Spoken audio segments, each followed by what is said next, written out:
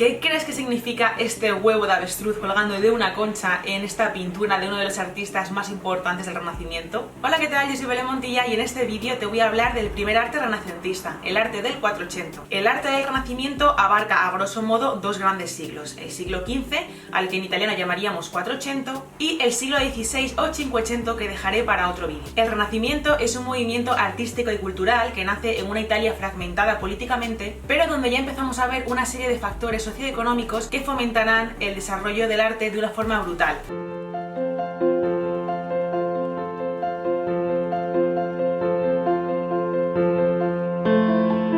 Por un lado, el auge comercial y financiero surgido a finales de la Edad Media hará que la burguesía acumule cada vez más poder y riqueza, lo que propiciará el mecenazgo de esta burguesía hacia los artistas, ya que los burgueses querrán tener los mejores palacios, los retratos más a la moda, esculturas e iglesias impresionantes, como es el caso por ejemplo de la familia Medici en Florencia o de los Sforza en Milán, que son de los mayores influencers de la Edad Moderna.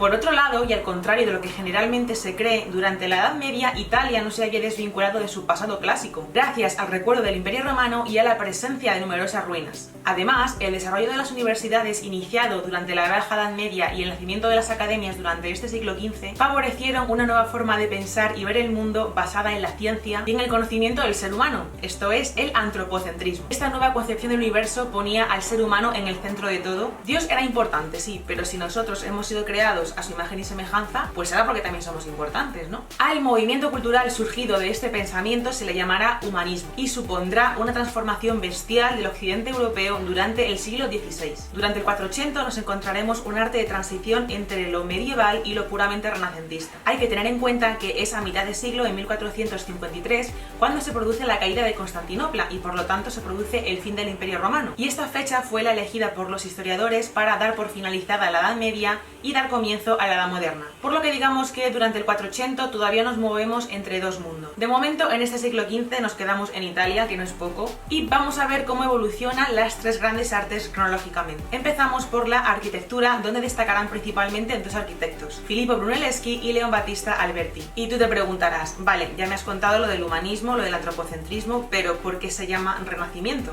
Pues con esta expresión nos referimos al renacer del arte y la cultura clásicas y del uso de las proporciones matemáticas y la perspectiva. En 1418, Filippo Brunelleschi inicia la construcción de la Basílica de San Lorenzo con planta de cruz latina recreando las antiguas basílicas paleocristianas y en cuyo interior vemos columnas clásicas, arcos de medio punto y techos planos donde se demuestra este estudio de la geometría y las matemáticas. Un año después, en 1419, comienzan las obras del Hospital de los Inocentes, donde llama la atención el pórtico con arcadas que separan espacios matemáticamente cúbicos, es decir, el ancho del arco es igual a la profundidad del pórtico y a la altura de las columnas. Brunelleschi no paraba de crear y se presenta y gana el concurso para ser el arquitecto encargado de la construcción de la cúpula de la Catedral de Florencia. En 1420 se inician las obras de la que será su obra maestra y te voy a explicar brevemente por qué. Después de estudiar el sistema constructivo del Panteón de Agripa en Roma, lo que hizo fue crear dos cúpulas en una. Sobre el tambor octogonal que ya estaba, colocó 24 nervios cruzados por anillos horizontales, sosteniendo así las dos cúpulas, una interior casi semiesférica y una exterior de forma ovoidal, cuyos empujes se contrarrestaban. En el exterior, el tambor era continuado por nervios de mármol que separaban el recubrimiento de ladrillo, y la guinda del pastel fue una linterna que remató uno de los mayores hitos constructivos de la historia del arte. 10 años después, en 1430, se comienzan las obras de la Capilla Pazzi, donde encontraremos multitud de elementos del arte clásico. Planta centralizada cubierta con cúpula, la fachada, como vemos, es un arco de triunfo en cuyo interior encontramos una bóveda con casetones sostenida por columnas clásicas, multitud de formas geométricas. En general es un edificio que desprende la armonía y serenidad tan característica del arte clásico. En 1432 comienza la construcción de la Basílica del Santo Espíritu, en la misma línea que la Basílica de San Lorenzo que ya hemos visto anteriormente. En 1444 encontramos ya una de las grandes tipologías del arte del Renacimiento, el Palacio Medici Riccardi de Michelozzo, que era discípulo de Brunelleschi. En él destaca la cornisa amplia tan típica de los palacios florentinos, los vanos de medio punto geminados y los aparejos rústicos y almohadillados. En 1447 encontramos ya y conocemos al segundo gran arquitecto del 480, Alberti, y el templo malatestiano en Rimini, quien transformó este templo gótico en una iglesia renacentista, con fachada a modo de arco de triunfo para la familia Malatesta. En 1455 Alberti construye el Palacio Rucellai, en la línea del Palacio Medici pero superponiendo diferentes diferentes órdenes clásicos. O sea, tú ves esto de cerca y es una auténtica maravilla. ¿A quién no le gustaría vivir en un palacio renacentista? ¿A quién no le va a gustar un imperio romano del siglo I? ¿A quién no le va a gustar?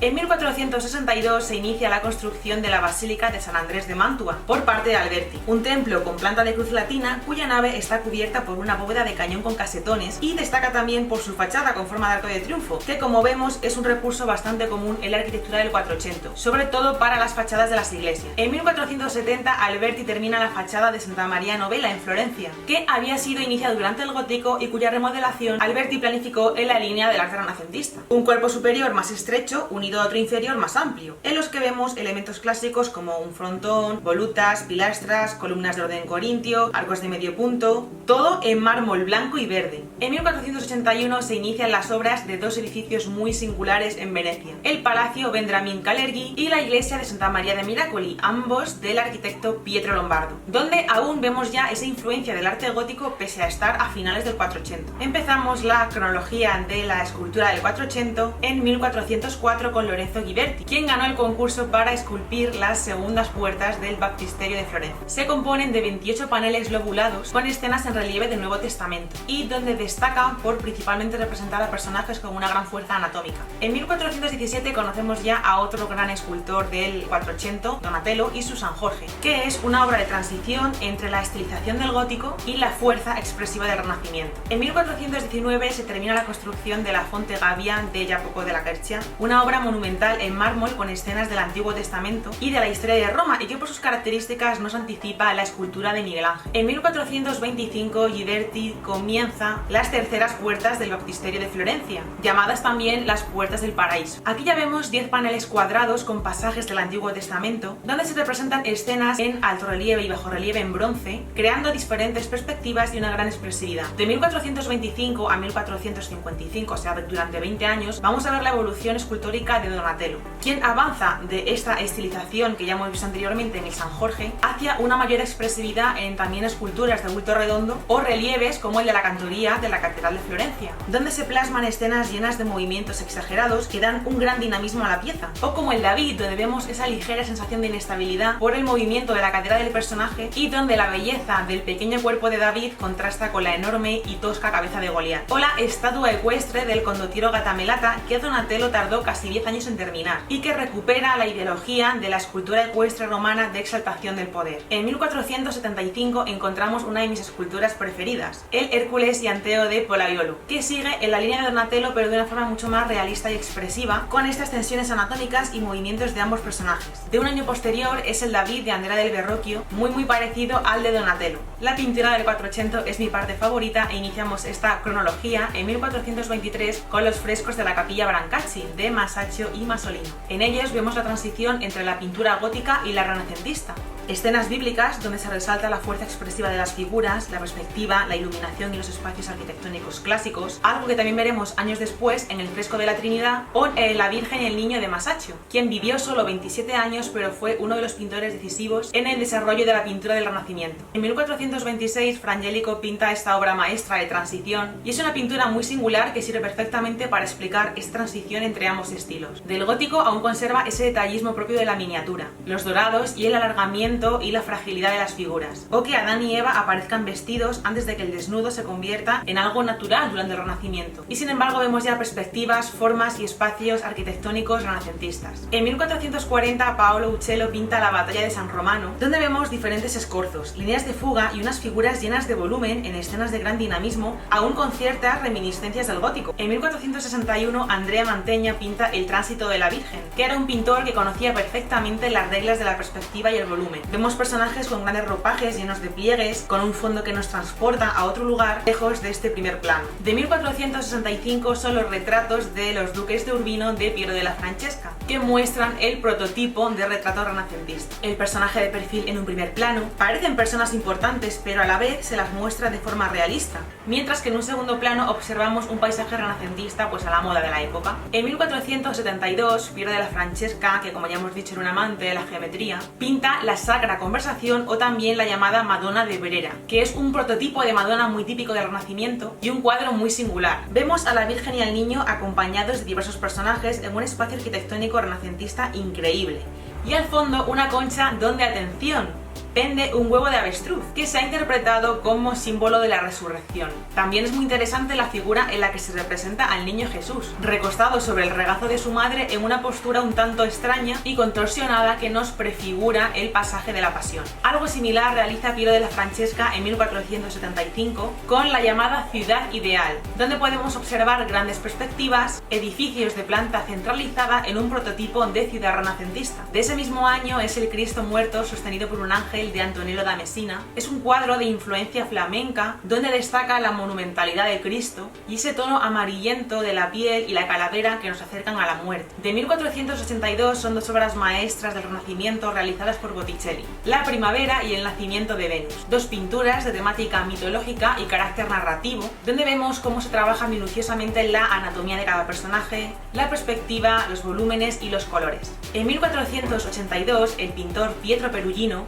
empieza la entrega de llaves a San Pedro para la Capilla Sixtina, una de las obras clave de este 480 italiano, y donde podemos ver que todos estos valores de proporción, armonía, simetría, punto de fuga y uso del volumen están ya totalmente asimilados. Y la última pintura con la que terminamos este repaso por el arte del 480 es este retrato de anciano con su nieto de Domenico Ghirlandaio, de 1490, quizá una de las pinturas más famosas de la historia del arte, posiblemente por el realismo al mostrar el efecto de la piel de la nariz del abuelo. Además, es una imagen bastante conmovedora por esa mirada entre abuelo y nieto y por el gesto del niño hacia su abuelo y viceversa. Y hasta aquí el vídeo de hoy, espero que te haya gustado, que hayas aprendido algo nuevo. Si es así, dale like, suscríbete al canal para ver más contenido relacionado. Déjame en comentarios cuál de todas estas obras es tu preferida, si te ha sido útil, si te gustaría que hiciese otro igual del 580. Sabes que puedes seguir mi día a día en Instagram, y como puedes ver en la cajita de descripción, hace unas semanas creé una cuenta en Patreon por si te apetece apoyar el contenido de este canal y recibir ventajas exclusivas. Gracias por llegar hasta aquí y nos vemos en el próximo vídeo. ¡Chao!